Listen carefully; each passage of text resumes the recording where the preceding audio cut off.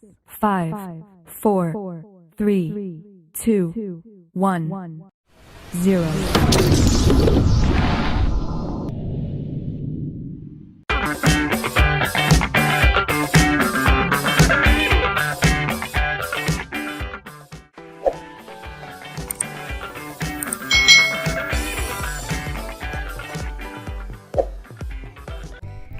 Hai, selamat datang di channel YouTube Kak Citra. Apa kabar adik-adik semuanya? Kak Citra berharap kalian dalam keadaan yang baik, sehat, dan siap untuk belajar ya. Hari ini kita akan belajar bersama-sama untuk mata pelajaran tematik kelas 6. Kita belajar di tema 9, menjelajah angkasa luar, subtema 3, tokoh penjelajah angkasa luar, pembelajaran yang ketiga. Mari adik-adik kita belajar bersama-sama. Adik-adik, pernahkah kalian mendengar tentang seseorang yang bernama Buzz Aldrin ya? Ini ya, Buzz Aldrin ini kita akan gali informasi lebih dalam tentangnya. Nah, Edwin Aldrin ini atau lebih sering dipanggil dengan Buzz Aldrin ini lahir di Amerika Serikat pada tanggal 20 Januari tahun 1930. Awalnya ia hanyalah seorang mekanik yang pandai memperbaiki mesin. Tapi sekarang itu ia dikenal sebagai seseorang yang mampu merancang dan memperbaiki mesin, lalu dapat menerbangkan pesawat dan pernah menginjakkan kakinya di bulan bersama dua rekannya yaitu Neil Armstrong dan Michael Collins. Nah, mereka itu pergi menjelajah angkasa luar. Pada tanggal 20 Juli 1969, Buzz dan Neil ini menginjakkan kakinya di bulan. Sementara rekan lainnya, si Michael, itu tetap berada di orbitnya. Nah, ini adik-adik ya, salah satu orang yang pernah menginjakkan kakinya di bulan. Sebelum ia menjadi astronot, Buzz ini juga merupakan seorang tentara angkatan udara Amerika Serikat. Ia ini mendapatkan gelar doktor dari Institut Teknologi Massachusetts ya. Ini kalau Kak Citra bacanya seperti itu ya. Mohon maaf kalau salah. Nah, ia pun ini terpilih NASA dan menjadi astronot di kelompok terbang yang ketiga. Nah, ini ya adik-adik ya, tentang Buzz si astronot. Adik-adik, bagaimana cara para astronot itu menuju ke bulan dari bumi?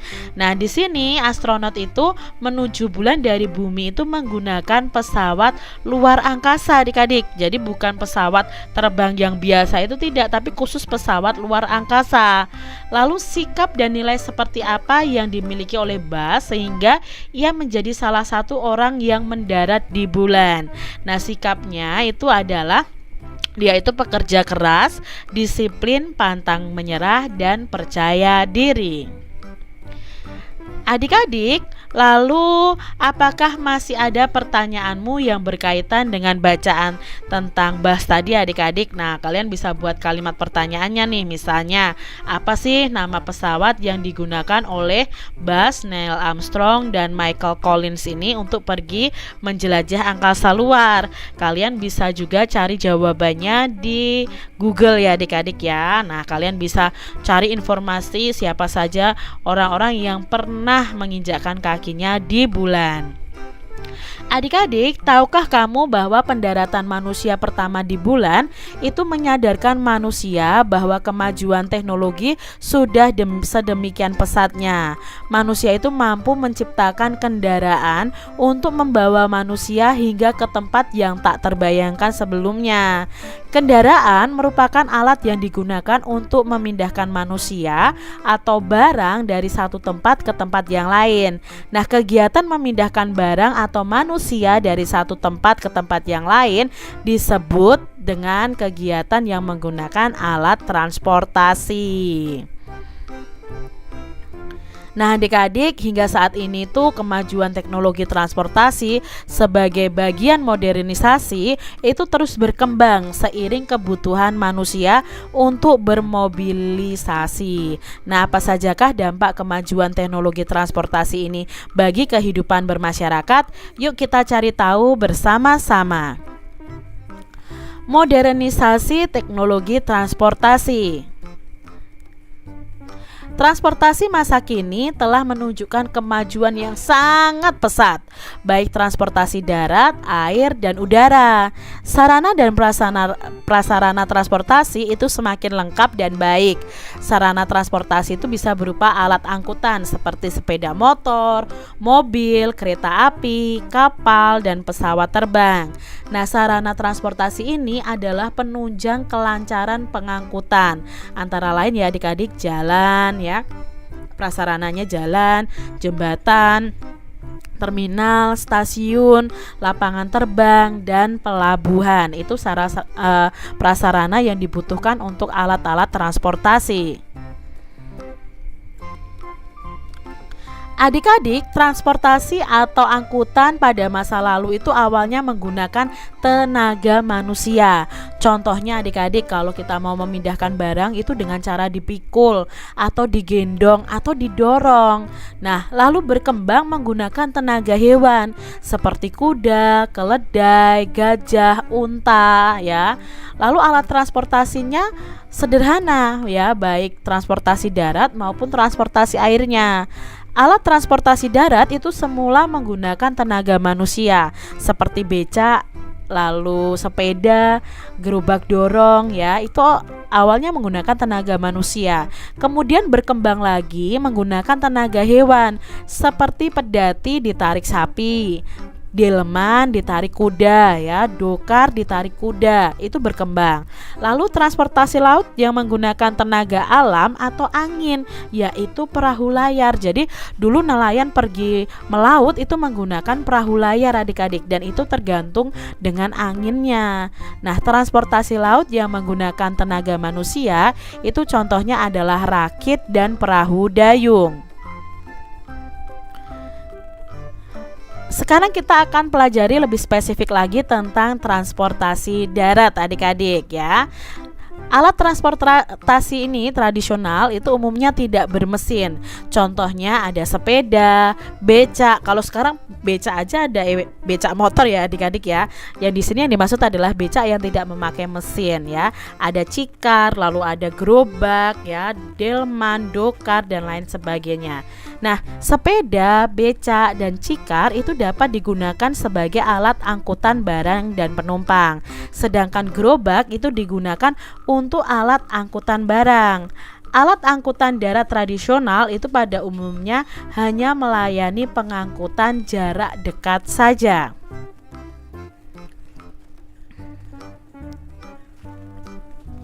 Alat angkutan darat modern pada umumnya menggunakan mesin dengan kekuatan dan kemampuan yang berbeda-beda adik-adik. Alat transportasi modern itu terdiri atas kendaraan penumpang dan kendaraan angkutan barang. Nah, kendaraan penumpang itu seperti sepeda motor, bemo, mobil, bis, dan kereta api. Sedangkan kendaraan angkutan barang itu misalnya truk ya, truk tangki, kereta api barang, dan mobil box adik-adik. Alat angkutan darat modern ini dapat melayani pengangkutan jarak dekat maupun jarak jauh seperti antar kota dan antar provinsi. Nah, perusahaan negara yang melayani angkutan darat yaitu PT Damri adik-adik dan PT KAI. Kalau Damri itu Jawatan Angkutan Motor Republik Indonesia, kalau KAI itu adalah Kereta Api Indonesia Persero. Ya, ini tadi adik-adik ya informasi mengenai alat transportasi darat. Nah, ini adik-adik peta di sini Kak Cira bikin tabel ya.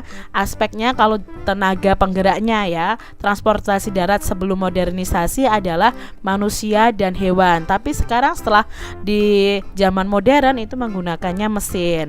Fungsinya apa? Sebagai alat angkut manusia dan barang. Pada zaman modern juga sebagai alat angkut penumpang dan barang.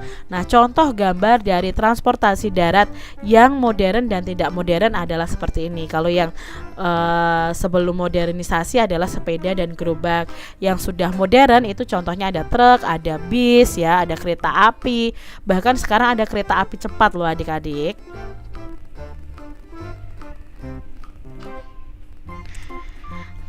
Adik-adik, modernisasi memang memberikan dampak baik langsung maupun tidak langsung. Nah, demikian juga dengan dampaknya terhadap sistem transportasi darat saat ini. Bersama teman kalian bisa mendiskusikan nih dampak positif dan negatif dari modernisasi sistem transportasi darat terhadap kelangsungan hidup masyarakat maupun dampaknya terhadap lingkungan. Misalnya dengan menggunakan diagram seperti ini adik-adik. Dampak modernisasi terhadap sistem transportasi darat. Nah, dampak positifnya apa? Nah, dampak positifnya ya di sini memudahkan mobilitas barang dan manusia. Lalu semakin murahnya biaya transportasi umum, akan mempersingkat waktu, mempermudah pendistribusian barang dan membuka peluang usaha baru, serta lingkungan itu menjadi tertata rapi dan akses menuju daerah lain akan lancar. Dampak negatifnya apa? Nah, dampak negatifnya ya polusi udara, lalu kecelakaan, kemacetan, gaya hidup mewah, lalu kejahatan akan meninggi. Bisa juga terjadi apa? Ya, krisis bahan bakar, berkurangnya area hijau, berkurangnya daerah resapan air, dan terjadi yang namanya pemanasan global. Itu tadi dampak modernisasi dari dampak positif dan dampak negatifnya. Adik-adik, kesimpulannya apa? Nah, kemajuan teknologi transportasi sebagai bagian dari modernisasi itu terus berkembang seiring kebutuhan manusia untuk bermobilisasi atau beraktivitas. Jadi ya kita butuh ya kemajuan teknologi dalam bidang transportasi adik-adik. Nah, salah satu keuntungan meningkatnya teknologi di bidang transportasi adalah memudahkan mobilisasi barang dan orang. Nah, lihatlah sekarang, setiap akhir pekan tempat-tempat wisata itu akan dipenuhi oleh para pelancong domestik adik-adik. Salah satu penyebabnya adalah karena semakin mudahnya alat transportasi darat dan juga sarana prasarana yang berhubungan dengan hal itu. Jadi ada dampak positifnya lagi nih adik-adik ya.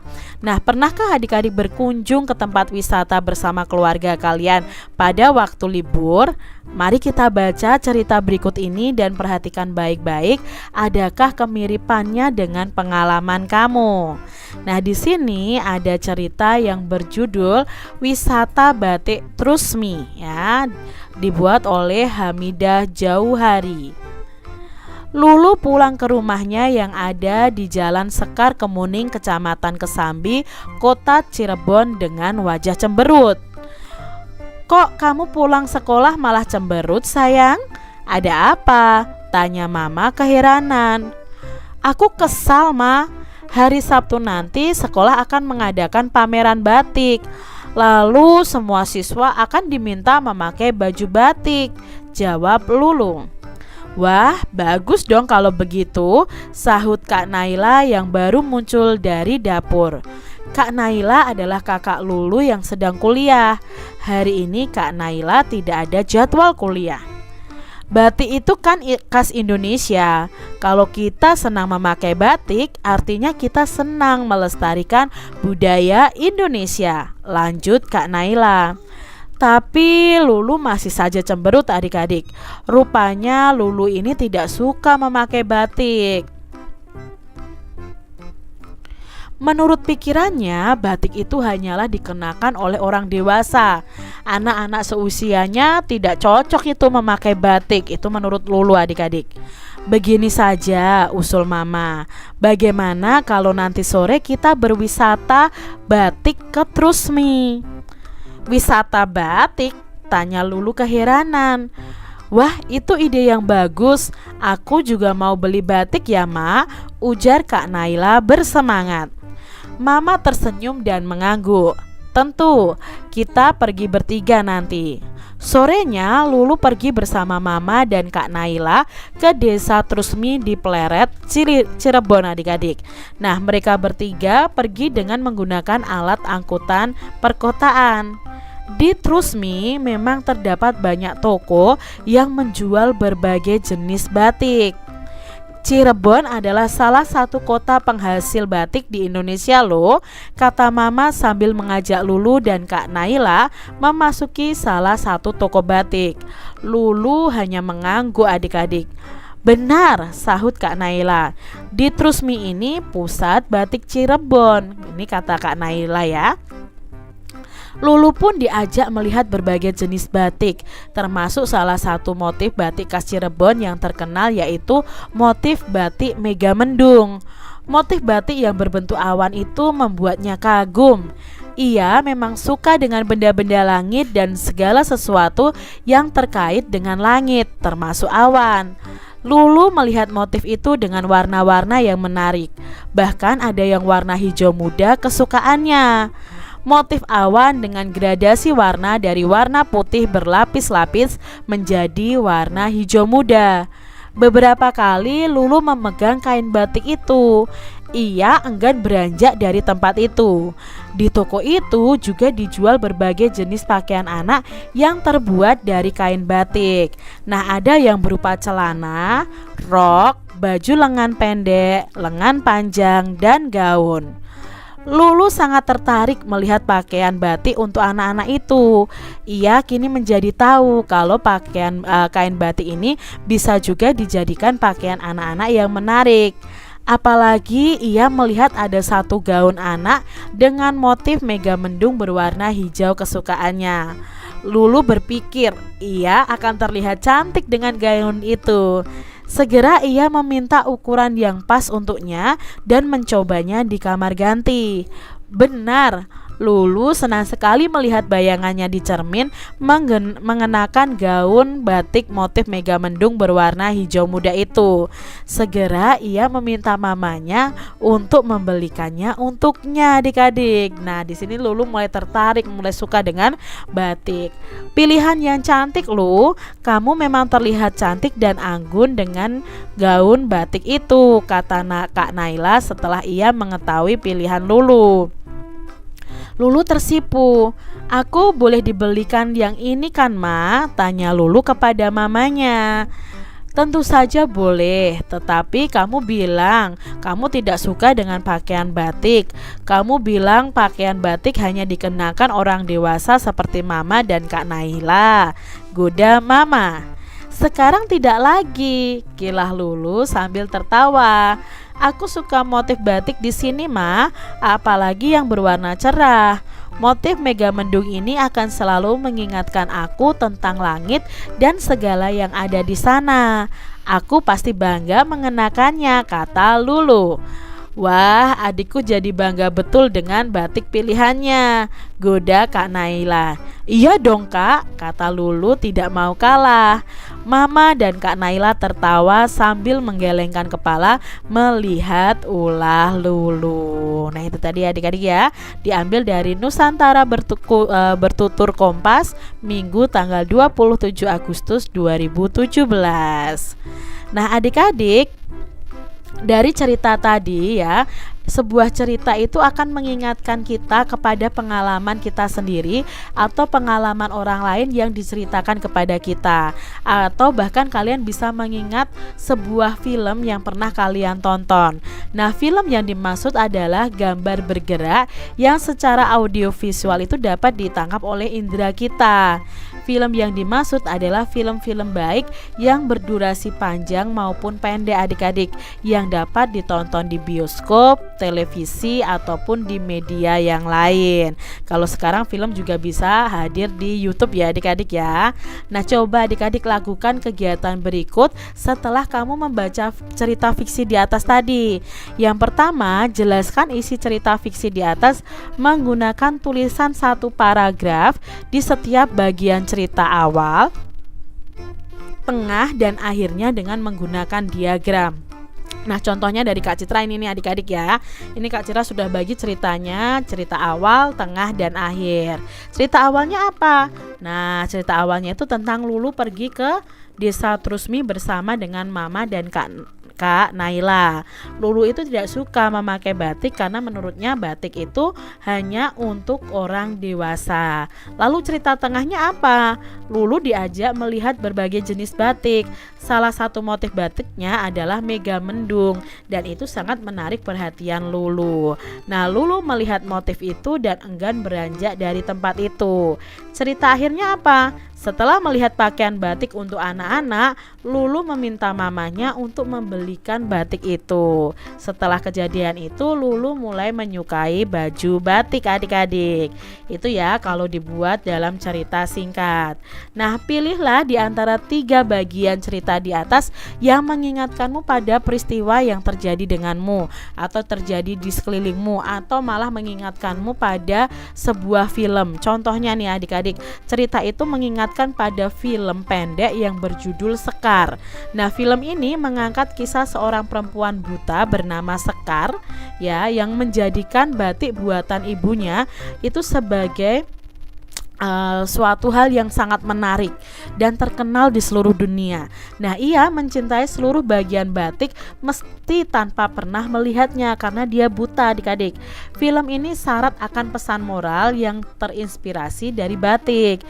Film ini juga memberikan makna batik yang penuh filosofi, kehidupan budaya dan nilai-nilai luhur dari nenek moyang. Jadi cerita tadi itu sangat berkaitan dengan film pendek ini.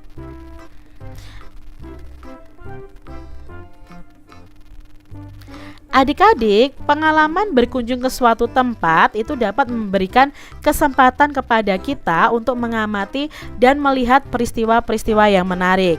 Nah, salah satu peristiwa menarik yang dapat kita pelajari adalah peristiwa persatuan dan kesatuan yang dapat memberikan pengaruh kepada masyarakat yang ada di sekitarnya, termasuk kepada diri kita sendiri.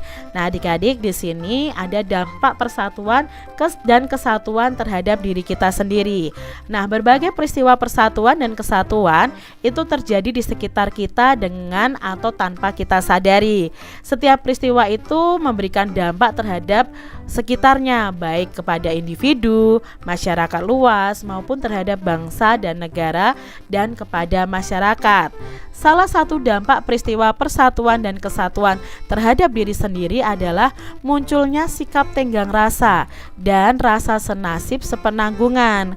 Ketika berbagai pihak bersepakat untuk menyatukan tujuan bersama, setiap anggota akan merasa diuntungkan karena tujuan bersama mereka itu tercapai. Nah, salah satu peristiwa nih adik-adik ya, persatuan dan kesatuan yang terjadi di Pasar Batik Trusmi Cirebon. Pada awalnya usaha batik itu terancam bangkrut karena perajin, produsen dan pemerintah daerah itu bekerja sendiri tanpa saling kerjasama. Dalam suatu kesempatan, beberapa pihak terkait itu melakukan musyawarah untuk menyampaikan pendapatnya guna untuk semakin mengembangkan usaha ini. Pada akhirnya tercapailah kesepakatan agar setiap pihak yang terkait itu bekerja sama untuk tujuan yang sama, yaitu meningkatkan nilai jual batik Trusmi tersebut. Nah, para pengusaha dan perajin batik di Trusmi itu mendapatkan bimbingan dari pemerintah daerah. Mereka itu mendapatkan bimbingan dalam hal memahami masalah hukum dan hak cipta dan teknik membatik yang efisien dan efektif. Kemudian pemerintah daerah juga membantu meningkatkan kualitas jalan menuju sentra produksi batik sehingga akan memudahkan pembeli untuk mendapatkan batik. Nah, pada saat yang sama pemerintah daerah akan mendapatkan masukan dari pajak penjualan dan pajak daerah dengan semakin meningkatnya produksi dan kunjungan warga ke pasar-pasar batik Trusmi. Nah, dengan demikian setiap pihak akan mendapatkan manfaat yang baik dengan peristiwa persatuan dan kesatuan tersebut. Ternyata peristiwa persatuan dan kesatuan itu sangat penting ya adik-adik ya. Nah, adik-adik, peristiwa persatuan dan kesatuan apa yang dijelaskan dalam bacaan di atas. Nah, peristiwa persatuan dan kesatuannya adalah pemerintah daerah Cirebon itu bekerja sama dengan pengusaha dan perajin batik untuk meningkatkan nilai jual dari batik Trusmi. Lalu, bagaimana dampak peristiwa tersebut terhadap setiap pihak yang terlibat? Nah, tadi dampaknya ya adik-adik sangat baik ya. Setiap pihak yang terlibat itu mendapatkan manfaat yang baik dengan peristiwa persatuan dan kesatuan tersebut. Misalnya, pemerintah daerah tadi akan mendapatkan pajak, pengusaha dan pengrajin akan mendapatkan keuntungan dari penjualan batik tersebut. Nah, adik-adik coba ceritakan pengalaman kalian tentang peristiwa persatuan dan kesatuan yang melibatkan kalian. Kalian bisa menuliskan dalam bentuk gambar berseri nih adik-adik. Kalian buat gambarnya tentang peristiwa yang berhubungan dengan persatuan dan kesatuan. Nah, di sini Kak Citra punya contohnya. Adik-adik bisa kembangkan sendiri. Contoh yang mau menunjukkan ya persatuan dan kesatuan adalah mengikuti kegiatan gotong royong membersihkan kelas. Nah, kalian bisa ceritakan nih tentang kegiatan kalian bergotong royong, lalu bisa kalian gambarkan dalam bentuk gambar berseri. Demikian tadi adik-adik pembahasan kita di tema 9, subtema 3, pembelajaran yang keempat. Semoga video pembelajaran ini bermanfaat ya untuk adik-adik semuanya. Dan sampai jumpa lagi di video pembelajaran Kak Citra selanjutnya. Tuhan memberkati. Jangan lupa tekan tombol subscribe, lalu tekan loncengnya, tekan juga tombol like, lalu share ke media sosial kalian. Jangan lupa untuk ikuti media sosial Kak Citra. Terima kasih.